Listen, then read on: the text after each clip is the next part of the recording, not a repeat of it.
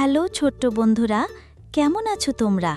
চলো দেখে আসি মিম ও রাজু কি নিয়ে কথা বলে।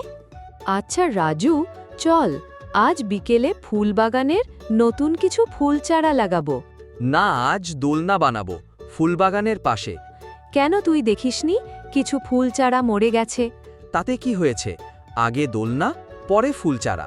আচ্ছা, যেহেতু তুই আমার কথা মেনে নিলি না, চল দাদু আর বড় ভাইয়ের কাছে যাব। তারা যেটা বলবে আমরা সেটাই করব।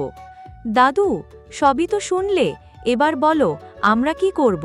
দেখো বাচ্চারা, তোমাদের উভয়েরই কথাই সুন্দর, তবে কখনো নিজের মতকে অন্যের উপর চাপিয়ে দেবে না, এতে ঝগড়া সৃষ্টি হয়। যদি তোমরা একসাথে দোলনা আর বাগান দুটোই তৈরি করো তাহলেই ভালো হয়। সকালে ফুল চারা লাগাবে আর বিকেলে দোলনা তৈরি করবে। তাই ঝগড়া না করে একসাথে মিলে সমাধান খুঁজতে পারলেই সুখী হওয়া যায়। এই তোরা শোন, দাদু একদম ঠিক কথা বলেছেন।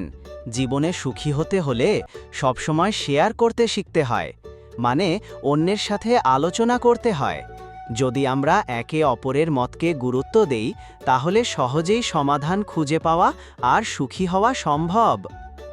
দেখলে ছোট্ট বন্ধুরা, কোনো কাজ করার আগে বড়দের সাথে আলোচনা করলে কতটা সুন্দর হয়।